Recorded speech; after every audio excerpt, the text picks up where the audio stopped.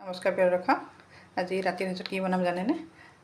যেতিয়া খাবৰ মন নাথাকে বা বনাবৰ মন নাথাকে, যিহেতু এইকেইদিন গৰম দিছে, সেয়ে ভাবিলোঁ ৰাতিৰ সাঁজত আজি একেবাৰে সহজ ৰেচিপি বনাম। এইবিলাক আপোনালোকে দেখিছে, এয়া লেচেৰা মাহ একেবাৰে সৰু সৰুকৈ কাটি লৈছোঁ আৰু লগত আলু দিছোঁ। আৰু এইফালে মই আদা লৈছোঁ, ডাঙৰ চাইজৰ এটা পিঁয়াজ এনেকৈ কাটি লৈছোঁ আৰু শুকান জলকীয়া এটা কাটি লৈছোঁ এনেকৈ দুফাল কৰি। আৰু এইফালে মেইন বস্তুটো হৈছে খাৰ। আজি মানে খাৰ বনাম। খাৰটো খালে মানে কি হজমো হয়।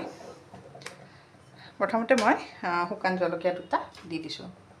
ইয়াতে মিঠাতেল দি দিছোঁ আগতে। কেৰাহীখন গৰম হৈছে, যিহেতু লোহাৰ কেৰাহী হয়, ডাঙৰখনতে দি দিছোঁ আজি।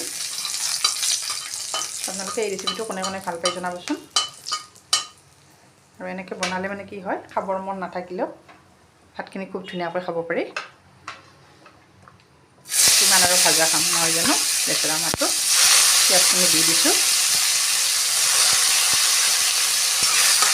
লৰাই দিছোঁ। এতিয়া ইয়াতে অকণমান গোটা জিৰা দি দিম মই। আৰু এতিয়া ইয়াতে অলপ গোটা জিৰা দি দিছোঁ, এইখিনি লৰাই দিছোঁ।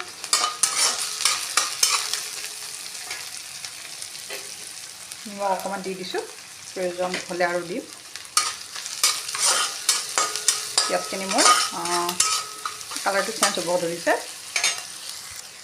এইখিনি ভাজা হৈছে পিঁয়াজখিনি। এতিয়া ইয়াতে মই দি থোৱা আলু আৰু লেচেৰা মাহখিনি দিছোঁ। কেৰাহীখন যিহেতু ডাঙৰ হয়, সেইকাৰণে বেছিকৈ অকণমান লগাই আছোঁ, নহয়নে বাৰু? মই প্ৰায় এই আঞ্জাখন বনাই খাওঁ।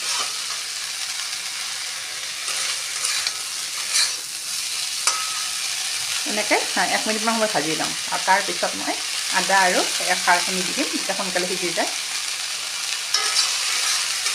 মাছ থাকিলে মাছেৰে বনাব পাৰি, আৰু মাছ নাথাকিলে এনে বনাই খাব পাৰি। এনে ভাজি খোৱাতকৈ এনেকৈ যদি খাই নহয়, ভোক নাথাকিলেও খাব, আপুনি ভাতখিনি খুব ধুনীয়াকৈ খাব পাৰিব। হজমো হয়, হজম শক্তি বঢ়াই দিয়ে খাৰখিনি, যিহেতু এয়া ক'লা খাৰ হয়, মোৰ চদা খাৰ নহয়, একেবাৰে অৰিজিনেল খাৰটো হয়। এইফালে মোৰ এইখিনি 1 মিনিট ভাজা হৈ গৈছে। এতিয়া ইয়াতে ক'লা খাৰখিনি দি দিছোঁ, জলকীয়া দুটা দিছোঁ, কেঁচা জলকীয়া, আৰু লগত একেলগে মই ৰুকি থোৱা আদাখিনিও দি দিছোঁ। আৰু এতিয়া অকণমান পানী দিম ইয়াতে। প্ৰথমতে অকণমান লৰাই লওঁ। গেছৰ ফ্লেমটো এতিয়া মই মিডিয়াম কৰি দিছোঁ, আৰু ইয়াতে ঢাকনি এখন লগাই দিম, এইখিনি সিজিব দিম।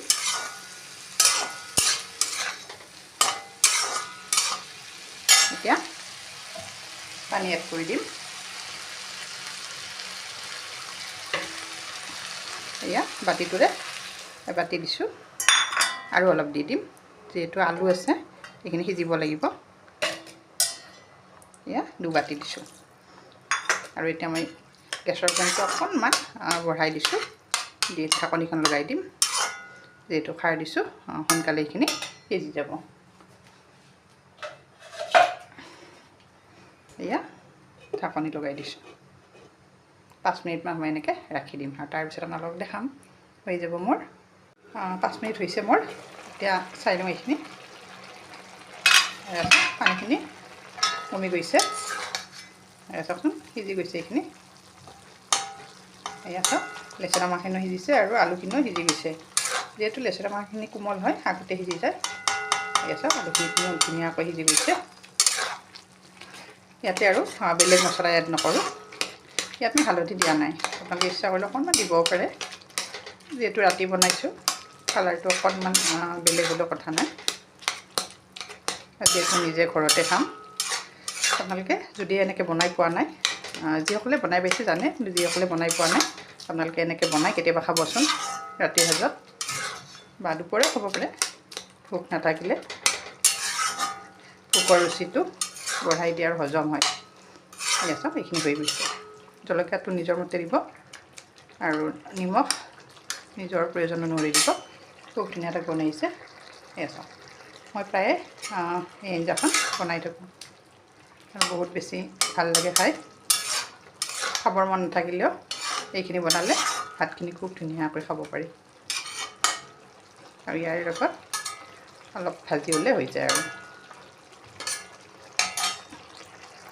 আজি ৰেচিপিটো মই ইমানতে সামৰণি মাৰিলোঁ। আশা কৰোঁ ৰেচিপিটো চাই আপোনালোকে সকলোৱে ভাল পাব। আৰু যিসকলে এতিয়ালৈকে বনাই পোৱা নাই আপোনালোকে একেবাৰে সহজ ৰেচিপি খুব ধুনীয়াকৈ বনাব পাৰিব। সামগ্ৰীও বেছি নালাগে আৰু কোনো ধৰণৰ মছলা নাই, অকল আদা দিছোঁ, একো এড কৰা নাই মছলা। দেখোন ইমান সুন্দৰ হৈছে। গতিকে আজি ৰেচিপিটো মই ইমানতে সামৰণি পাৰিলোঁ। আকৌ এটি নতুন ৰেচিপিত লগ পোৱাৰ আশাৰে আজিলৈ আহিছোঁ। ধন্যবাদ। শুভৰাত্ৰি।